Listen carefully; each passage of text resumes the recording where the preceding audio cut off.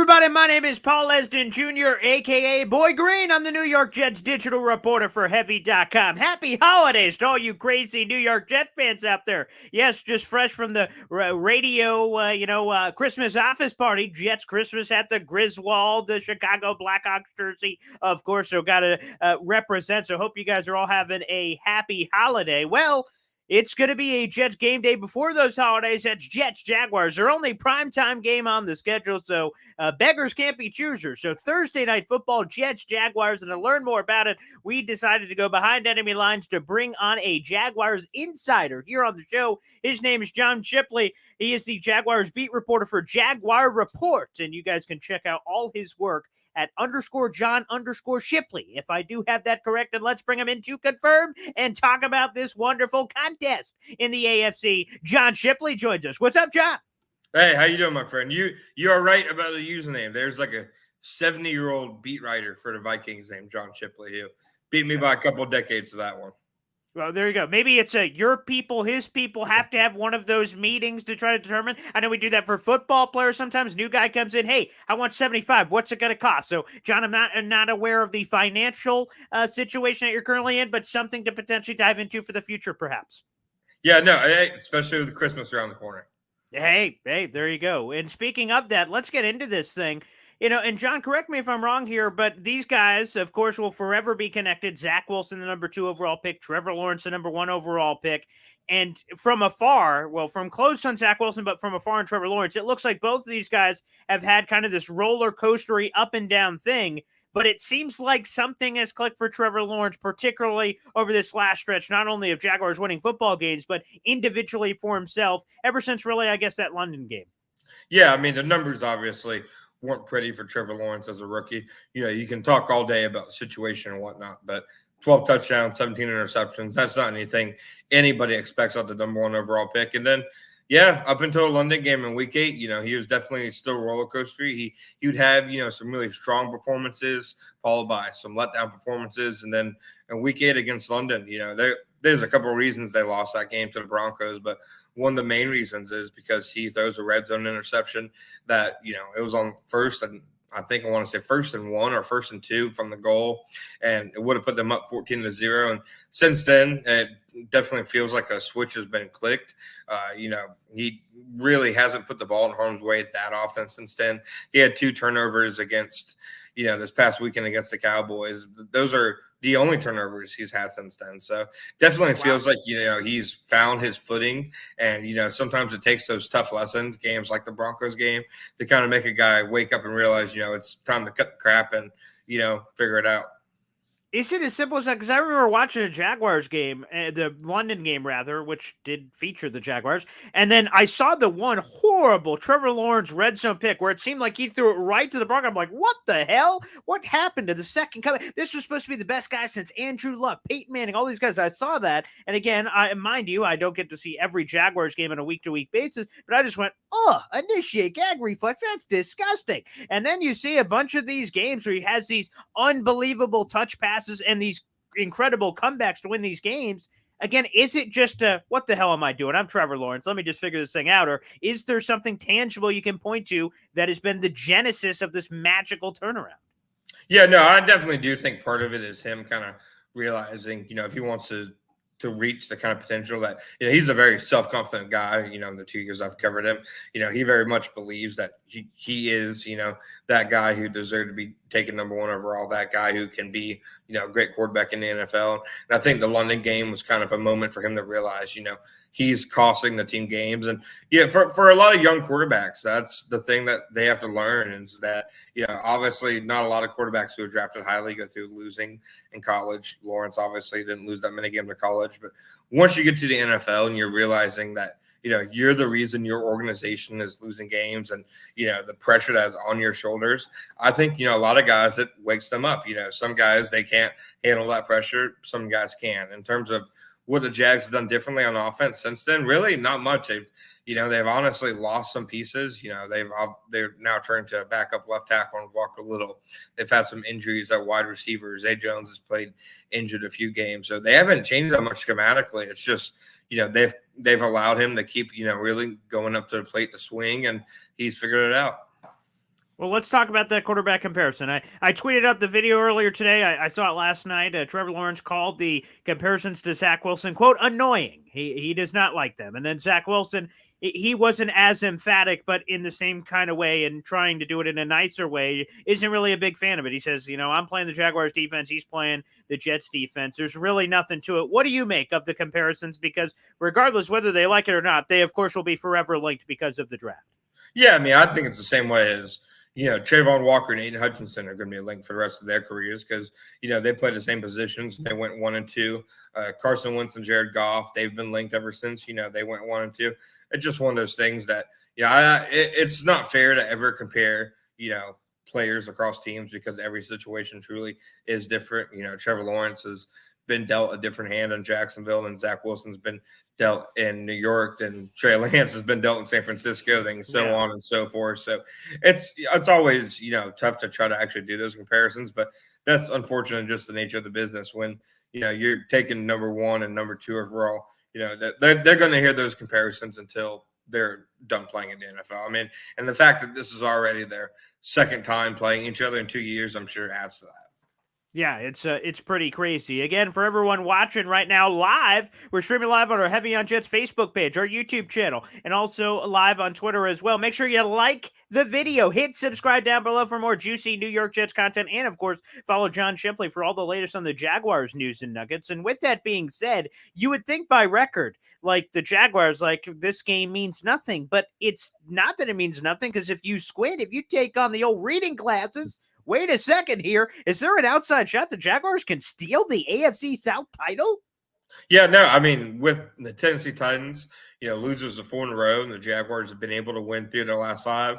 The Jaguars have really closed that gap in the AFC South. And, the AFC South has 2 different teams with 4-game losing streaks, 1 team with a 9-game losing streak. And then you have the Jaguars who are seemingly playing their best football of the year at this point. You always hear that you want to be playing your best football in December, and the Jaguars have kind of proved that. I mean, they went 0-5 in the month of October. It looked like a month that could have seriously, thrown their season completely off course. But if they win this game against the Jets and a beat-up Titans team loses to Houston, I believe, they're going to have Malik Willis starting at quarterback, then they enter the last 2 weeks, not only tied with the Tennessee Titans, but they can afford to, maybe even slip up against the Houston Texans next week and still have a win-in-your-end type game in Week 18 because the Jaguars have had countless awful streaks in their history as a franchise, especially since I've been covering them. The most recent one, though, has been the Houston Texans, who seemingly can't beat anybody but the Jaguars. The Jags are 0-3 against them in the last 2 years. Davis Mills, I think, has 3 career wins as a starter, and 2 are against the Jaguars. The Jaguars can't figure out the Texans. So if they can beat the Jets this week and give themselves some breathing room before they play the Texans, that'd be big. Yeah, and it feels like a playoff atmosphere because on the other side, the Jets are currently on the outside of the playoffs looking in, but actually it's not as dire as it seems. And the reason I would say that is, again, they kind of control their own destiny. Not really, but if they win their final 3, again, they have the Jaguars, of course, they have Seattle and Miami, and Patriots just lose 1 of 3, and they play Cincinnati, Buffalo, and Miami. They could probably lose more than 1, but all the Jets would need is 1, and they win theirs. They're in the playoffs, and they haven't been there in 11 years. So it feels like there's going to be this, I don't necessarily mean do or die from what you just said about what the Jaguars need to do to win, but it does almost feel like a quasi-playoff atmosphere on Thursday Night Football. No, it absolutely does. And to me, that's what, the NFL season's all about is these games in December that just feel like, they're one of the most important games of the year. And, I know the Jets haven't had many of those games lately. And I know the Jaguars, in my entire time, this is my 5th season covering them. They've never had a December game mean anything until this year. So, it's probably in the last 2 decades they've had a handful of meaningful December games. So, it's good to see for both franchises. It's good to see, in my opinion, for both fan bases. The Jets have a really, one of the best fan bases in the NFL. They're a resilient fan base. They've been through a lot, and they deserve to. Each fan base really, for what they've kind of sat through the last couple of years, they deserve to have moments like these where win or lose, at least they're playing for something. Yeah, there's no doubt about it. And let's talk about some of the injuries. There's one guy that I know is not playing, but I'm just still curious to ask. Foley Fatukasi, this guy that the Jets threw a dart throw on day 3 of the draft, and it took him a little while to find himself, but he became a leader on the team and a notable run stuffer. And then he gets to free agency. He's like, see you guys, I'm going to go get the bag. And that's exactly what the Jaguars gave him this past offseason. I know he's not playing in this game. Unfortunately, he's out. It would have been a cool revenge game angle, I suppose, to throw that in the mix. I guess everyone's revenging against someone at the end of the day. But how has Foley Fatukasi played for you guys this year? Yeah, no, he's definitely been solid. He's somebody who he's missed a couple games this year with a couple different injuries. Somebody who's kind of been banged up on and off since training camp, but when he's on, you can definitely tell there's a difference in the front seven with him. I mean, he's truly stood out as their run stopper in the front seven. I believe, I saw something yesterday that, he has one out of all the defensive linemen in the NFL, he has one of the highest run stuff percentages. He's like stuffing the run on like 11% of his total tackles or something like that. Wow. He has a sack and a half in the last 2 games. So he was playing his best football when he got injured. It never seemed like he was going to play this week just because of the quick turnaround nature of the week, which is unfortunate. Revenge games are always a great angle. Quincy Williams on the other side for the Jets. Right. Quincy's one of my favorite dudes I covered, with the Jaguars. It's been so cool to see his success, and that's one guy I'm excited to see how he plays against the Jags. Oh, he is a freaking heat-seeking missile, and Yes, I'm he probably is. telling you nothing that you don't already know. But when he was cut, it's interesting because I know a lot of us on different sites go like, "Oh, maybe the Jets could kick, maybe insert team could kick the tires on this guy who just shook free." So I remember saying that not just the Quinn Williams brother thing, but this guy looks like he's got a lot of traits. It seems like Robert Saleh, this notable linebacker whisperer, has been able to get kind of the best out of him. Why did the Jaguars just seemingly cut bait on Quincy? What didn't they see? And apparently, I guess that the Jets did. Well, for one, it was obviously a mistake. I mean, the Jaguars, they kept 5 linebackers on their 53-man roster out of training camp last year. Only one of them is still on the roster. Wow. 2 of them aren't even in the NFL anymore. So obviously, it was a mistake, to let Quincy walk. And Quincy was one of those players who's, he was at a crossroads with the Jaguars. He entered a new regime, a new front office, a new coaching staff who didn't pick him. Dave Caldwell picked him in the 3rd round. Doug Marrone was really high on him. They get replaced by Trent Baalke and Urban Meyer, 2 guys who, didn't have any prior connection to him. So he was kind of on the outside looking in, entering training camp. The Jaguars shifted to a 3-4 defense, which, he's more of a run and chase linebacker in a 4-3. I remember when he was drafted, Dave Caldwell, took questions on, why'd you take this guy in the top 100 when, Daniel Jeremiah saying he's never even heard of him before, et cetera.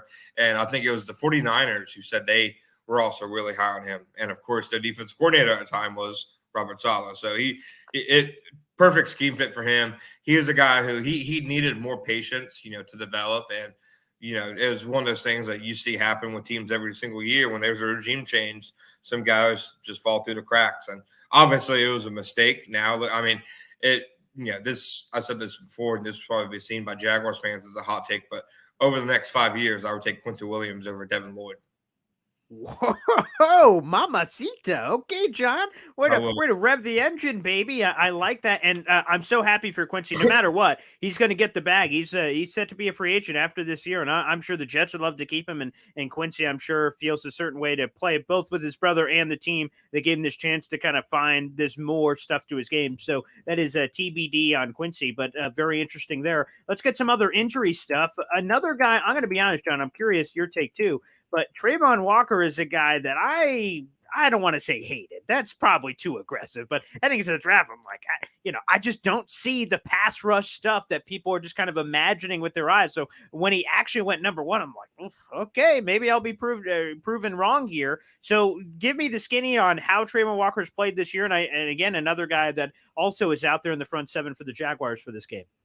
Yeah, I mean, Trayvon, obviously, if there's a redraft today, I'm sure – the Jaguars are telling themselves they would take Trayvon again. Obviously, a guy like Sauce Gardner, has to be in that discussion, Kayvon Thibodeau. But the thing with Trayvon, I think, that is really most interesting, and, a lot of people who, aren't watching him weekly, I think, would Yeah. pick up on this, and I don't blame them for it because his numbers, they are pedestrian. He has, I believe, 3.5 sacks. He has one of the lowest, pass rush win rates and pressure rates of any first round edge over the last couple of years. So, that's all worthy of criticism. The one thing I will say is, his two best games have came in the last 2 weeks when they've let him play more in a 3-point stance as a down lineman, be more do what he did at Georgia, as opposed to being this 280-pound, stand up 3-4 outside linebacker.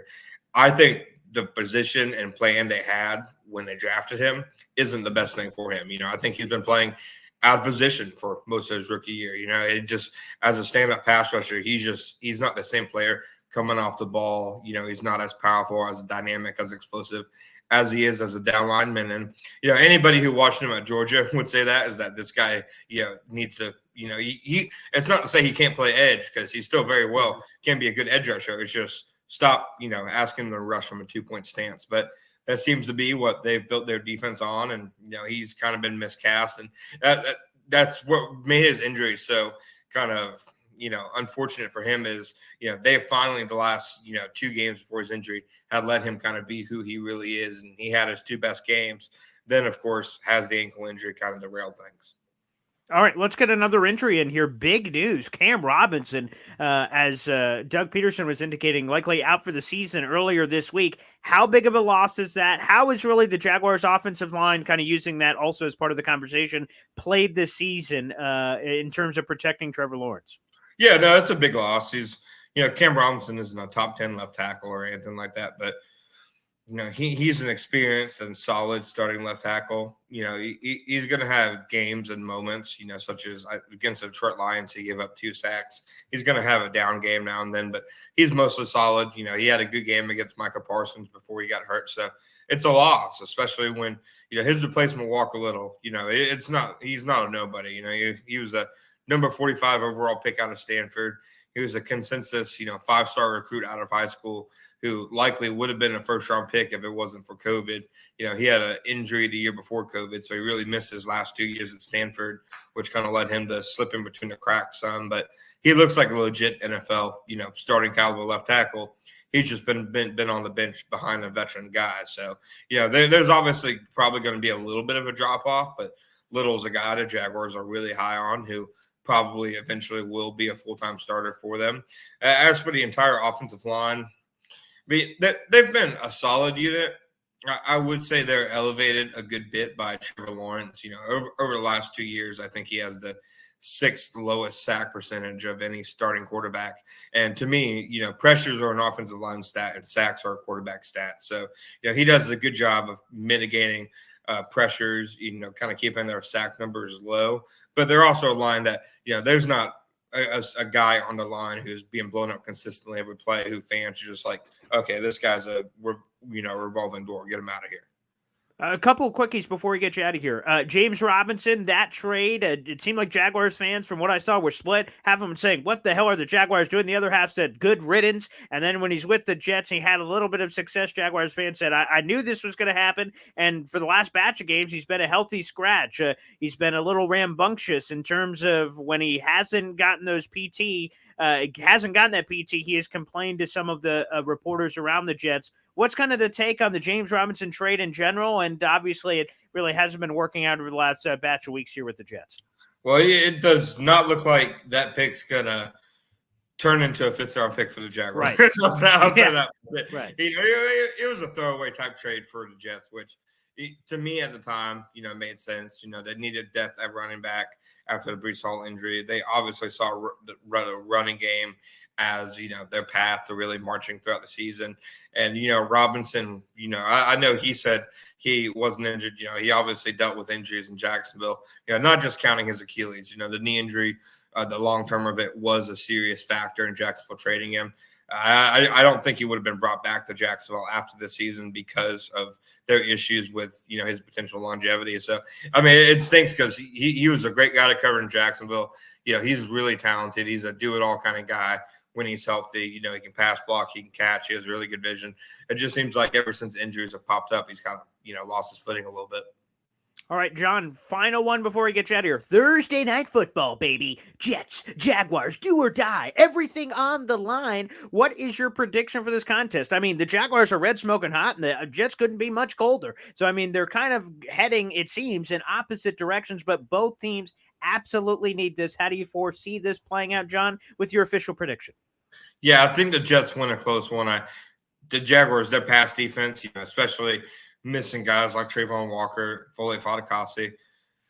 I think the plays are going to be there for Zach Wilson to make. I think the Jets coaching staff is going to put them in position to make big plays. The Jags have given up a lot of big plays on defense. And then on the flip side, normally I'd go with the team with the better quarterback. That's obviously the Jaguars right now. But the Jets are, in my opinion, the toughest defense the Jags are going to face all year. And, just specifically Quentin Williams against their interior, I don't think that's a matchup that favors them, nor do I think, Sauce Gardner against their receivers is a matchup that favors them. So I'm going with the Jets in a close one. All right, beautiful. John, you're fantastic. You handsome stud. Thanks for carving out the time for us. We appreciate it. Happy holidays, and good luck. Enjoy the game on Thursday night, pal. Thanks for having me, my friend. Happy holidays. There he is, John Shipley. He is our Jaguars beat reporter for the Jaguar Report. Thanks for tuning in, everybody.